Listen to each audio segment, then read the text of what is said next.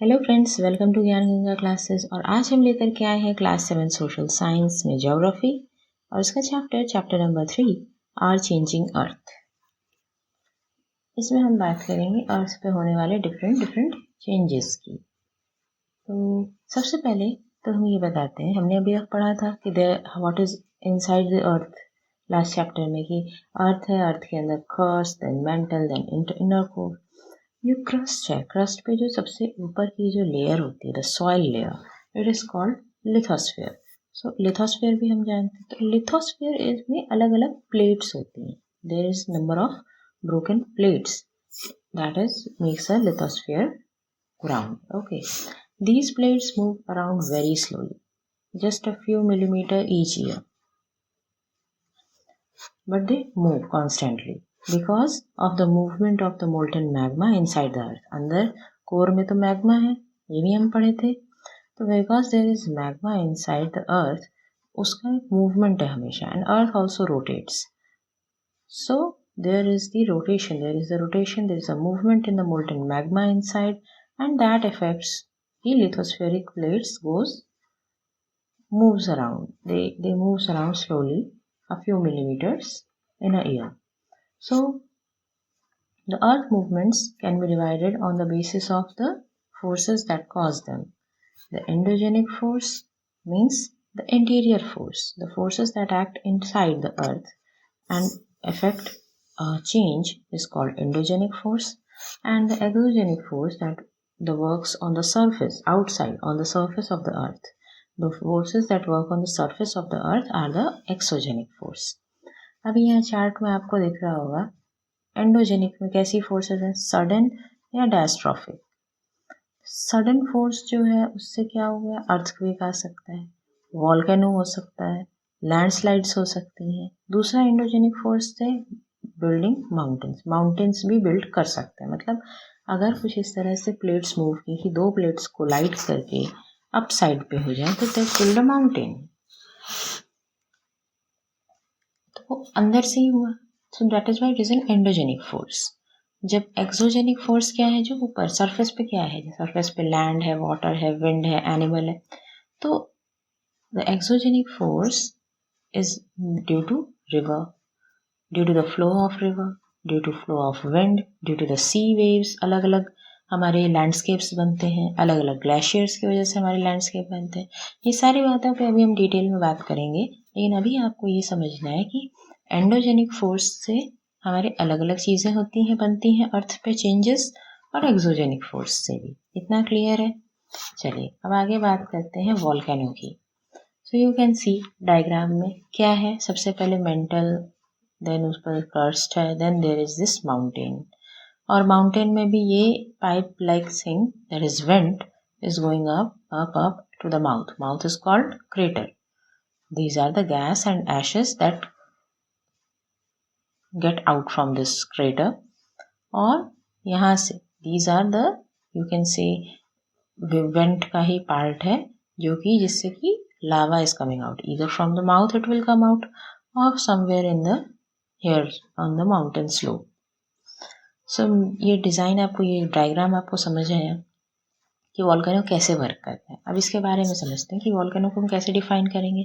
It is a vent और opening in the earth crust through which molten magma, molten material erupts suddenly. वो क्यों erupt करता है? Because of again movement of the lithospheric plates. कभी ऐसी plates move करती हैं कि there is a need for earth to just omit those things.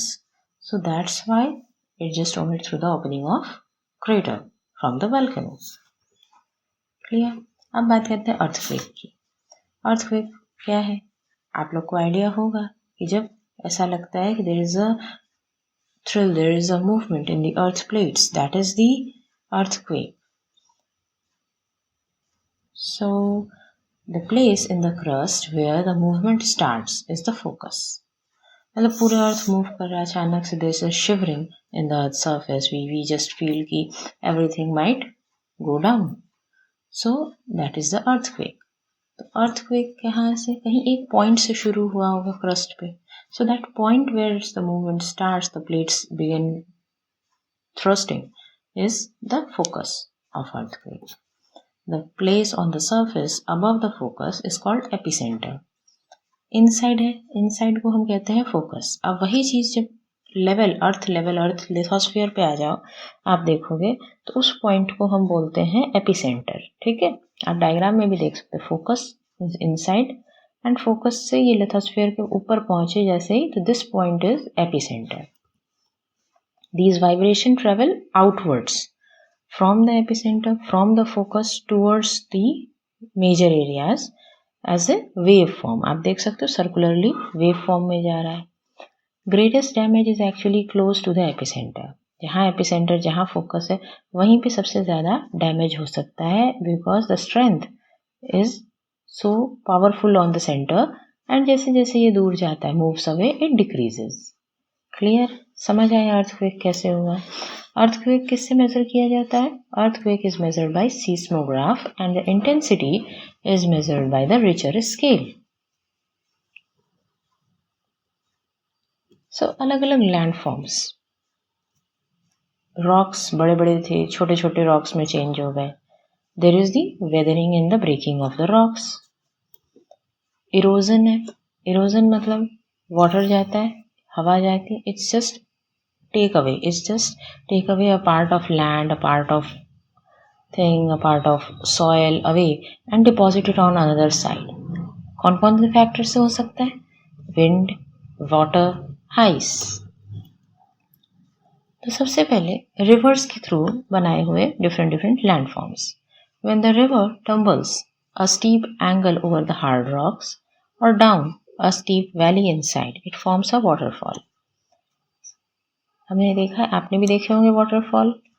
कोई एक टॉप पॉइंट से आता है ऊंचाई से और वो फॉल बहुत तेज होता है. That strikes to the hard rocks. तो वो एक वहाँ पे अलग उनके रॉक का स्ट्रक्चर बनता है, because it's constantly in the touch of high flowing water. As the river enters the plain, it twist and turns, forming the large bends called meanders. अब यहाँ पे देखो डायग्राम में, this is the source of water. Rivers start होती है यहाँ से, high पे थी, वहां से डाउन पे आने के लिए ऑब्वियसली इनको फॉल करना होगा, and that forms the waterfall. Waterfall form हुआ, आगे गए, it's just bending here and there. So by just, अभी हमने क्या पढ़ा? By the twist and turns. You can see these are the turn. So this is forming the large bends. Large एक turn है, तो इसलिए इसको हम बोलेंगे यहाँ पे मींडर. At this point of time, the meander loop cuts off from the river and form a cut-off called Oxbow Lake. अब ऐसे यही मींडर था, अब मींडर ने एक अलग से कट ऑफ लेक जैसा बना दिया रिवर से ही. So that is the oxbow lake. उसको हम क्या बोलेंगे? Oxbow lake. During the flooding, the river deposits the layer of fine soil and other materials called sediments along its banks, and that sedimentation, that formation of the flat fertile plain, is called floodplain. These are the plains formed by depositing of different soil and materials by the river flow. ये आसपास अलग अलग soil, अलग अलग minerals, materials जो भी river अपने साथ लेकर के आती है, वो कहीं ना कहीं डिपॉजिट करते जाते हैं on the sides of the river. So that deposition, that formation of a big fertile plain is the floodplain. The raised banks along the river are called leaves. ये raised bank है, थोड़ा उठा हुआ है. क्यों किया? क्योंकि बहुत सारी चीज वहां पे डिपॉजिट हुआ. So इस तरह का डिपोजिशन, इस तरह का raised deposition is called leaf. The collection of sediments from all mouths form a delta. And now here, the final where near to ocean the river is going, वहाँ धीरे धीरे वो उसकी अलग अलग हर एक माउथ वहाँ आकर के जुड़ता है. So there is a too much collection of different sediments, different things. So that is called delta. समझ आए डेल्टा क्या होता है, ऑक्सबो लेक क्या होता है, everything.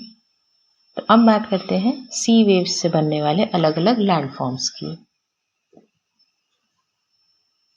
The erosion and deposition of sea waves gives rise to the coastal landforms. जैसे कि रिवर्स से क्या बने थे? Flood plain.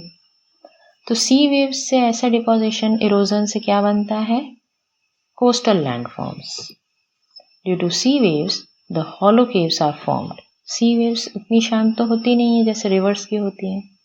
C waves are more energetic, are more powerful to just flow and deposit something, to break something. So उस force से they form sometimes the hollow caves.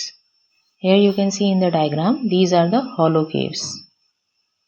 See, so these are the caves. These are called caves or sea caves formed by the sea waves. As cavities become bigger in size, only the roof of cave remains. Thus they are the arc. और जब ये थोड़ी बड़ी हो जाती हैं like this, बड़े बड़े caves who are the hollow and just the roof is left. So these are the sea arc. The erosion further breaks the roof and only the walls are left. Then it is called stack. अब वही और ज़्यादा बार waves just go through it and form just a mountain pillar like thing in the sea, that is stack. And वो और छोटा हो जाएगा तो वो उसको हम बोलते हैं stump. The steep rocky coast rising almost vertically above the sea water is called a sea cliff. तो अब बात करते हैं आइस के बनाने वाले लैंडफॉर्म्स की. जब अभी हमने समझ लिया रिवर से कैसे लैंडफॉर्म बने, वेव्स सी से कैसे लैंडफॉर्म बने, अब बात होगी आइस से कैसे बन सकते हैं. आइस सबसे ज़्यादा कहाँ पे है? माउंटेन साइड में, या फिर और ऊपर जाएगा अर्थ के दोनों तरफ, आर्कटिक जोन, एंटार्क्टिक जोन. वहाँ पे क्या है? वहाँ पे सॉलिडिफाई फॉर्म ऑफ वाटर है, मतलब big big blocks of ice. Those are called glaciers. उनको हम बोलते हैं ग्लेशियर्स. कई बार वहाँ से ही there is a source of water, there is a source of river. जब वो मेल्ट होता है and it flows into the form of river to different landscapes. जब वो मेल्ट हुआ in the rivers of ice हुआ, ठंडे पानी के बर्फ से बन रहा है वो, that Erode the landscape by just exposing the solids to just flow with itself. The material carried by the glaciers, such as big and small rocks, sand, silt, they get deposited, and these deposit forms the glacial moraines. तो इन्होंने ये क्या form किए? इनके through जब form होता है कोई लैंड डिपॉजिट, उसको हम बोलते हैं ग्लेशियल मोरेन्स. अब बात आती है विंड. विंड भी अलग अलग तरीके के इरोजन, और जब इरोजन किया तो कहीं डिपॉजिट किया, वो डिपोजिशन बनाई. सो डेजर्ट में सबसे ज़्यादा there you can see the work of wind in the forming different landscapes. First picture देखो, ये ऐसे मशरूम का एक रॉक लग रहा है. It is made, it is carved due to the wind flow. Wind इस तरह से उसको क्रॉस कर रही है कि वो एक मशरूम का रॉक बन रहा है. When the wind stop blowing, the sand falls and get deposited in low hill-like structure. These are the sand dunes. दो चीजें हुई. सबसे पहले देखो, यहाँ से इसने इरोज किया. ये रॉक नहीं था, ये एक बहुत बड़ा रॉक रहा होगा, या फिर ये एक बहुत बड़ा माउंटेन रहा होगा. Wind is such harsh for it कि वो जब यहाँ से फ्लो करते, wind just take away some of the part of the rock, some of the part of the mountain, and that just cut it off. धीरे धीरे ये cut होता जा रहा, and then that form in the shape of mushroom and is called mushroom rocks. And that जो कि वो wind यहाँ से soil ले करके जा रही थी, that dust somewhere it just fall down, it just deposits, and where it just deposits, it forms a hill-like structure, and that are called sand dunes. When the grain of the sand are very fine and light, the wind can carry long distances, and such deposited in large areas are called lows. Clear है? हमने आज ये सारी चीज़ें पढ़ी, अलग अलग वजह से होने वाले अलग अलग लैंड फॉर्म्स, और उनको हम क्या क्या बोलते हैं. तो आई होप आपको ये चैप्टर समझ आया होगा, इंटरेस्टिंग लगा होगा, कुछ नया सीखने को मिला होगा. अगर ऐसा है तो please like to our channel, like our video, share it with your friends. और हमारे चैनल को अभी तक सब्सक्राइब नहीं किया है तो please subscribe and hit the bell icon to never miss any video update.